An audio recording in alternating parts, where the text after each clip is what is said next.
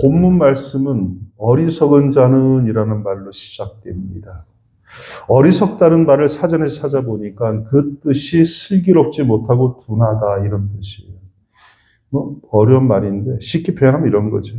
왜 사는지, 뭐 때문에 지가 여기 있는지 그거 모르는 사람이 어리석은 사람이라는 거예요. 노가다라고는 아니겠죠. 그런 말 한데 하여튼 노동 현장 가면 이제 일을 도와주러 오는 사람들이 있어요. 보조들이 들어옵니다. 근데 어떤 분들이 오면 일하기가 굉장히 쉬운데 어떤 분들이 들어오면 일하기 굉장히 어려울 때가 있어요.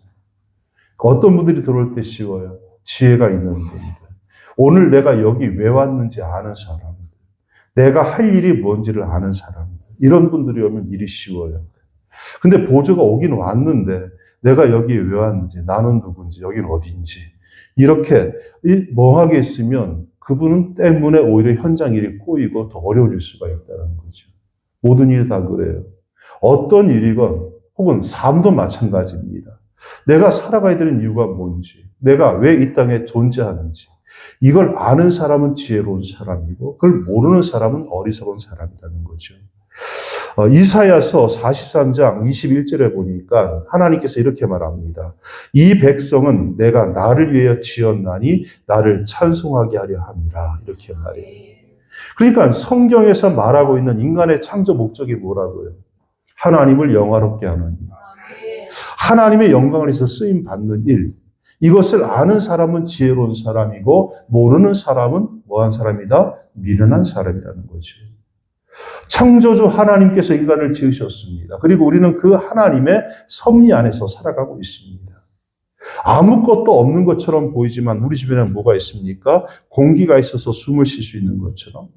눈에는 보이지 않지만 하나님의 은혜가 우리 주변에 가득 채워져 있기 때문에 우리는 한순간도 걱정하지 않고 편하게 지낼 수가 있게 된다는 것이죠.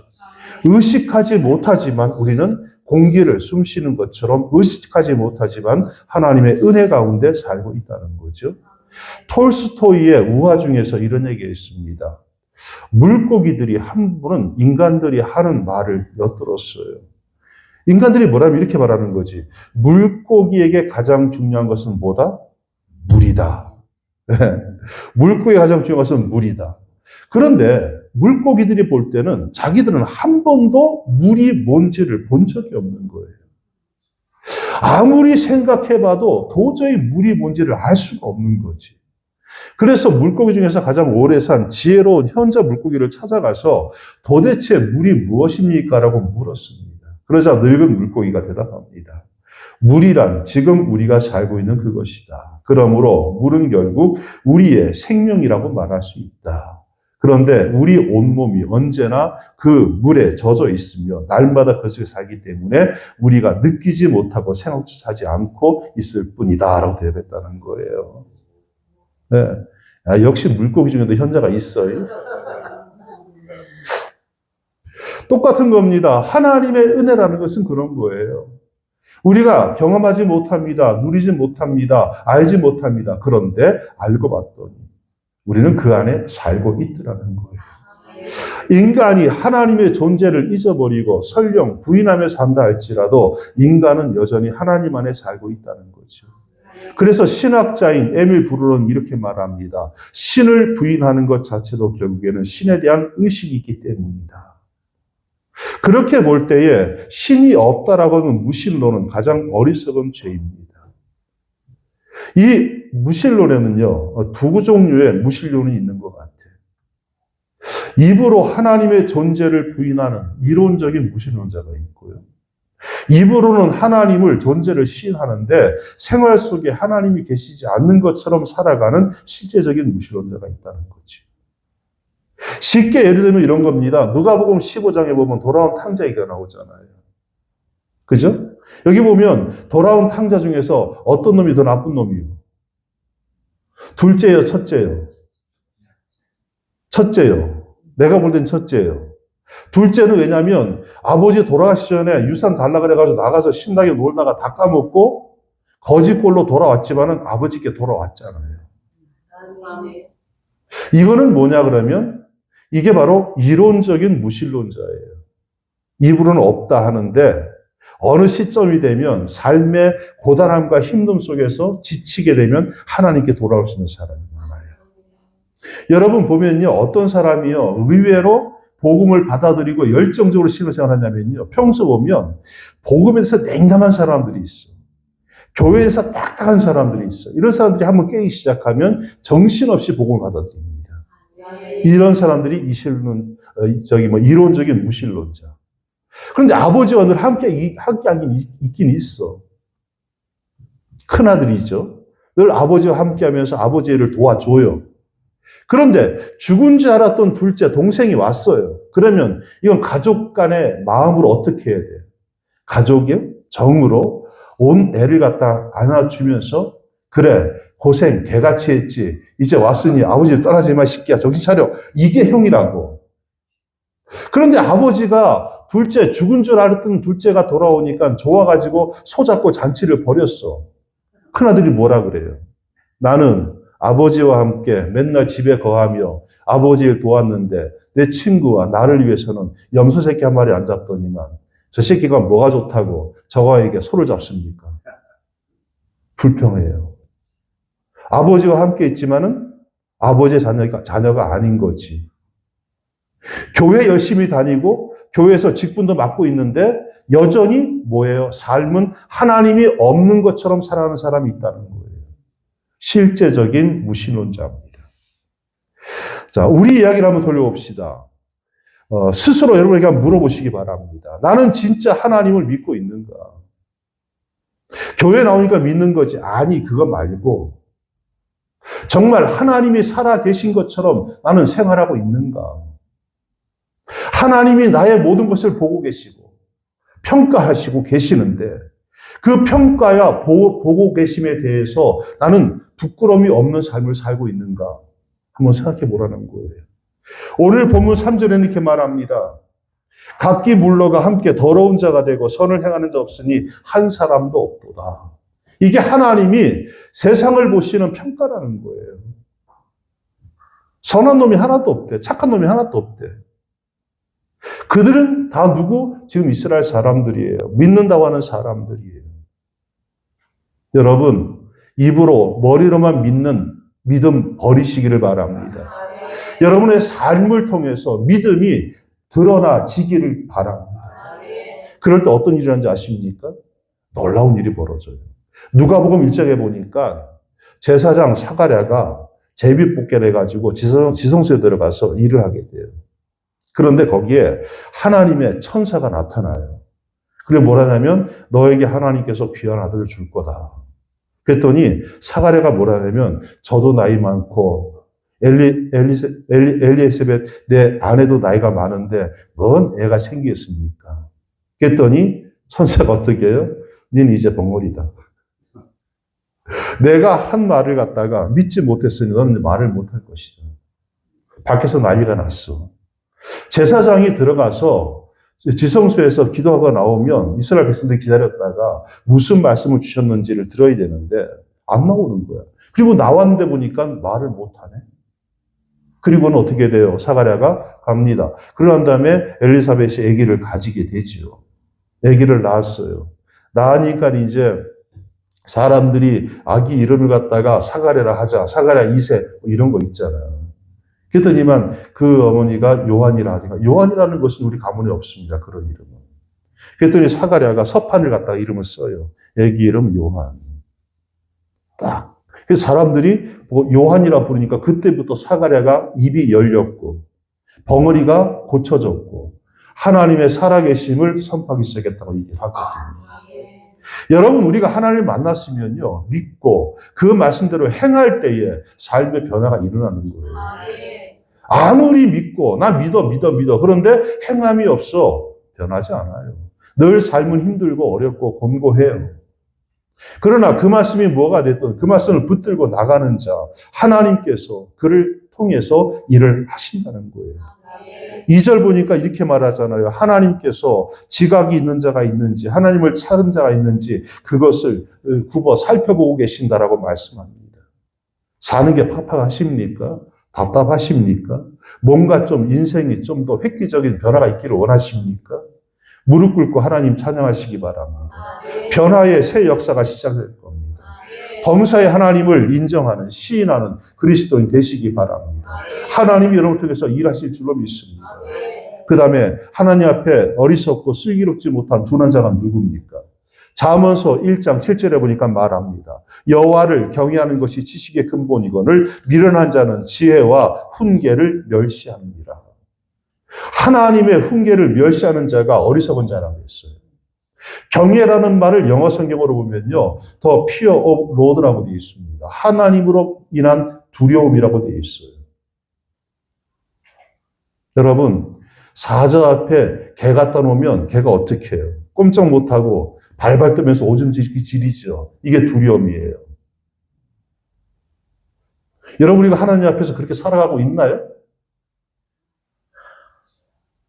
내가 생각하고 말하고 행동하는 거 하나님이 보고 계신다고 생각하고 그렇게 말하고 생각하고 행동하고 계십니까?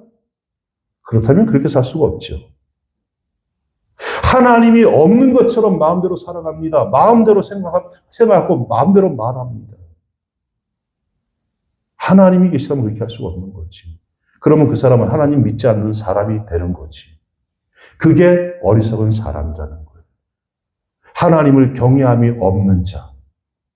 또 어떤 사람이 미련합니까? 주석을 보니까 바른 분별력 없이 고집스럽게 세상을 따라가는 사람이라고 말합니다. 말 안 들어요.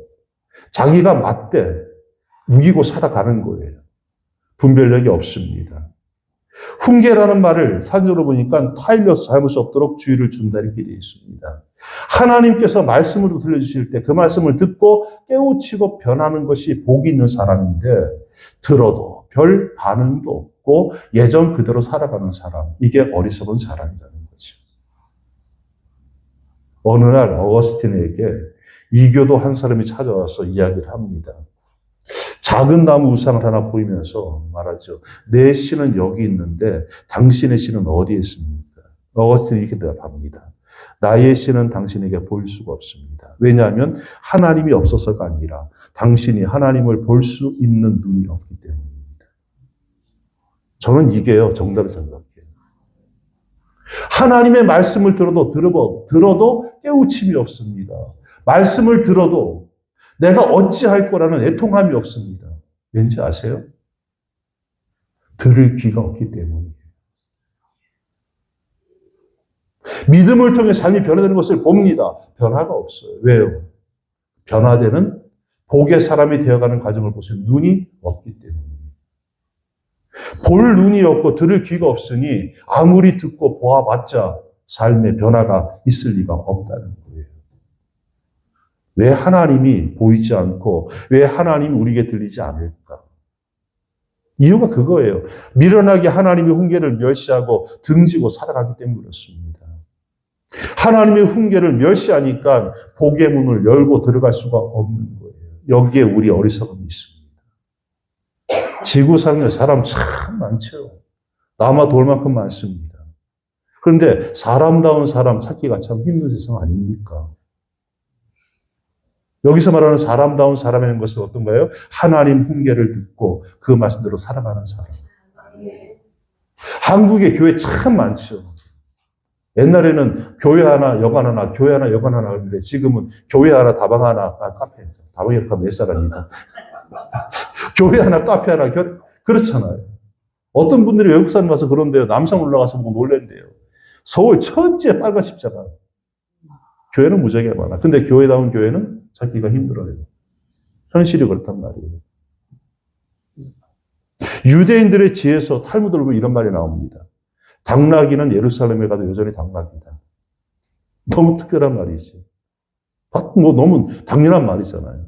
이 말 그대로 땡겨다 이렇게 쓸게요. 기독교는 어디 가도 기독교는 돼야 된다. 그렇잖아요. 장소가 어디든, 환경이 어떻든. 기독교인은 예수의 모습을 보여주는 삶을 살아야 되지 않겠습니까? 교회 안에서 기독교인이라면 나가서도 기독교인 돼야 되지 않겠습니까? 현명한 사람은요, 자신의 무지를 압니다. 그러나 미련한 사람은 자신이 모든 것을 안다고 착각하고 살아가요. 여러분, 진중권이라는 사람이 있어요. 유명한 사람인데, 이 사람이 그 별명이 뭐냐면 척척 석사예요. 우리 보통 척척 박사라 그러지 척척사만 잘 안 하거든. 근데 이분이 최종 학력이 석사예요. 박사가 아니고. 근데 별명이 척척 석사. 모르는 게 없다는 거지. 근데 이분이 왜 이런 별명을 타냐면요. 토론에 나오잖아. 토론 나오면 상대방이 반론을 하면 그거 아니라고 이야기를 하잖아요. 그러면 상대방이 물을 거 아니야. 당신은 어떻게 아냐. 그러면 이 사람 딱 답은 정해져 있어. 내가 다 압니다. 내가 다 아니까요. 안 봐도 내가 아는 겁니다. 다 안돼. 그래서 별명이 척척 석사가 됐어.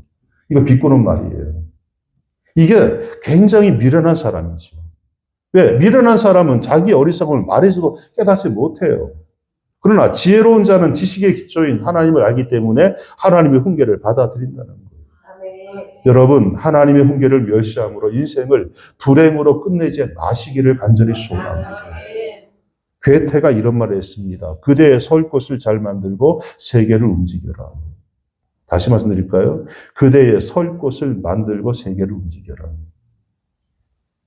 우리 삶으로 땡겨보면 이런 거겠지. 장롱 위에 물건을 꺼내야 돼. 근데 팔이 안 닿네? 그럼 뭘 갖다 놔야 돼, 밑에다가? 받침대, 의자를 갖다 놓고 올라가잖아. 근데 내가 받침 밟고 올라가는 그 받침이 튼튼해야 돼요. 그지? 튼튼해야지 내가 물건을 꺼낼 때 안전하게 꺼낼 수 있고 가지대로 인다고. 근데 절대 여러분 밟고 올라갈 때 그 의자 돌아가는 의자 있잖아. 그거 하지 마. 내가 그거 밟고 올라갔다가 자빠진 적이 있거든. 내가 선 곳이 뭐예요? 튼튼하지가 않는 거야. 움직이는 거야. 돌아가니까. 그럼 자빠지고 잘하면 머리 깨져. 인생도 마찬가지라는 거예요. 여러분이 뭔가 큰 꿈과 비전을 가지고 인생을 도모하기를 원해요. 그러면 여러분의 선 곳이 든든해진다는 거예요. 성경은 그것을 갖다가 반석 같은 믿음이라고 말합니다. 하나님께 뿌리를 둔 사람은요, 어떤 일이 있어도 흔들리지 않습니다. 그래서 뭐하라? 하나님께 기초를 두고 인생을 도모하라는 말씀이에요. 내가 설 자리를 바로 찾아놓고 나서 손과 발을 움직이는 그런 그리스도인 되시기를 바랍니다.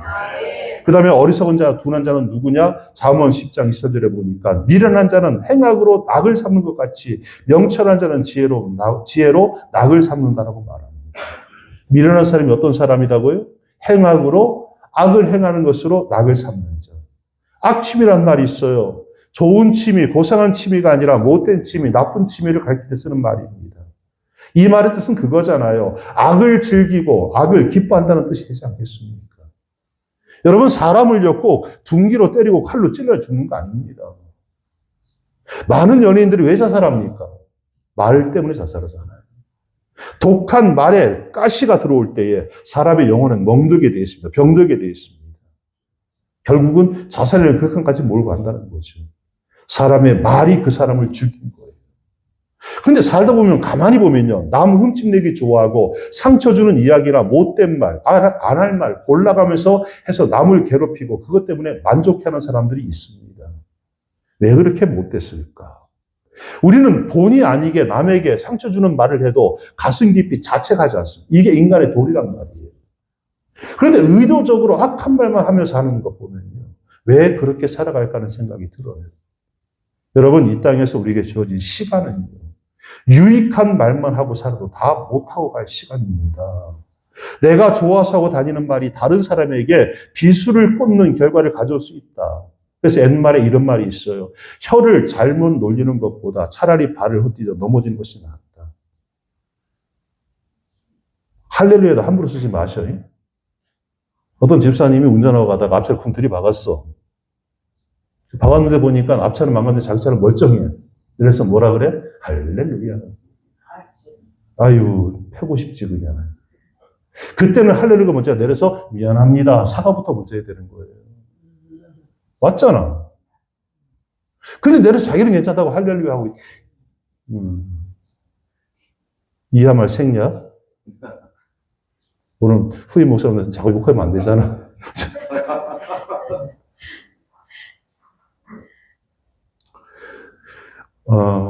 2022년도에요. 서면 돌려차기남이라는 사건이 있었어요. 기억하십니까, 혹시? 강간 목적으로 새벽 5시에 여자 뒤따라와가지고 서 있는 여자 뒤에서 발로 차고 무차별 폭행하고 살해하다가 미수에 그친 사건이에요. 네. 근데 이게 얘가 30살인 건데 전과 18번 그렇더라고 벌써. 하여튼 못된 짓을 다 하고 다니는 놈이요. 근데 얘가 이 사건을 2024년 3월 15일 날 그것이 알고 싶다 해서 방송이 됐습니다. 근데 이놈이 그걸 보고 PD한테 편지를 보냈어요. 네, 진짜 너무하네요. 아이고, 나 하나로 돈 버니 좋겠네요. 수고하지만, 수고하시고 평생 잘 먹고 잘 사세요. PD님도 가족 있을 거 아닙니까? 우리 가족도 그거 보고 뭐라 생각하고 마음 아파할지 생각이라는 건 안 합니까? 와. 그리고 반성문을 써냈어. 2023년도에. 내용이 이거예요. 피해자는 회복했고 나는 폭행만 했을 뿐인데 왜 이리 중형을 받는 게 평등하지 않다. 피해자라는 이유로 다 들어주냐. 이렇게 반성문을 써냈어요. 보면서요. 와, 이게 이 사람이 쓴 거 맞다고? 제가 눈을 의심했습니다. 내 심정이 막막했어요. 아니, 자기 가족 생각하는 사람이 다른 사람한테 그렇게 피해를 주고 이것도 야생냐? 살다 보면 세상에는요, 상상하지 못할 만한 정신 나간 사람, 어리석은 사람들이 많은 것 같아요. 우리가 할 일이 뭐예요? 그 정신 나간 것들을 데려다가 주 앞에 앉히는 게 우리가 할 일이에요. 그러니 그게 얼마나 힘들고 어려운 일이에요. 감당하시기 바랍니다. 하나님이 여러분을 통해서 그 일을 이루실 줄로 믿습니다. 말씀 마치겠습니다. 오늘 이 시간 여러분 나 자신을 돌아볼 수 있기를 바랍니다.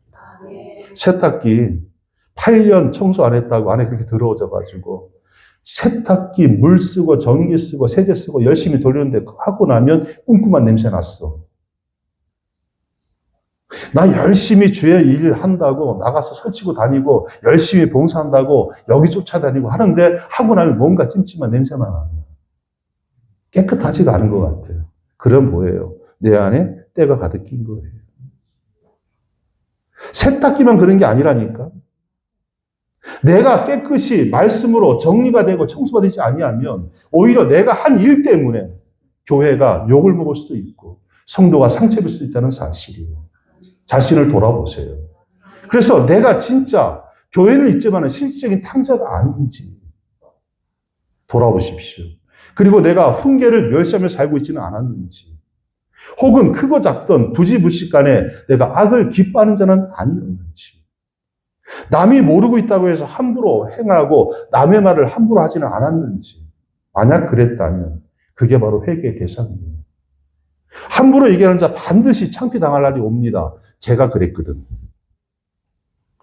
내가 이야기했잖아. 황병헌 목사님 감독 나왔을 때 마음에 안 들었다고. 그래서 내가 깠어. 임광진 목사님한테 깠어. 친하거든. 그 양반 되면 안 돼. 깠더니만 한참 뒤에 알았어. 임광진 목사님과 황병헌 목사님 친척이래. 그 이야기 해주든지. 인간이. 내가 되게 미안하더라고. 친척인데. 근데 말한 거 후회하지는 않아. 난 바른 말 때 생각하기 때문에. 근데 이 다음에는 그분 감독되는 걸 내가 도와드리긴 했어. 왜냐하면 그분이 아무것도 아닌 나에게 와가지고 먼저 손을 내밀어 주셨거든. 그리고 내가 당신한테 서운한 얘기 했더니 그건 이래이래해서 양해를 구한다고. 여기 뭐 울산 시골에 있는 목사한테 뭐가 그 중요하겠어요. 근데 굳이 오셔가지고 나한테 그걸 해주시는 거예요. 이래이래해서 이렇게 됐다고. 이해하겠다고. 그동안 제가 그랬던 거 죄송하다고. 우린 또 확실하게 또 알면 또 사과는 잘해 또. 변화돼야 됩니다. 남들 모르는 것에서 말 함부로 했으면 분명히 저처럼 창피당하려고 와요. 나 지금도 임관진 목사님 보면 얼굴에 생각나. 그때 얘기할 때 좀 얘기해 주지. 안 했을 건데. 자, 이제부터 저와 여러분 제대로 하나님 인정하고 경외하며 지혜롭게 살아야 할 줄로 믿습니다. 그래야 남은 삶이 하나님 보시기에 선한 삶 될 거 아니겠습니까? 오늘도 주께서 3절 말씀, 내가 돌아보아도 더러운 자, 선을 행하는 자밖에 없다라고 주님 말씀하시고 한탄하시는 것. 이 말씀 속에 내가 돌아서 내려다 보니 그래도 쓸만한 자가 울산 수성에 있더라라고 주님께서 말씀해 주시면 얼마나 감사할까. 그런 소망을 가지고는 말씀을 정리하겠습니다. 기도하겠습니다.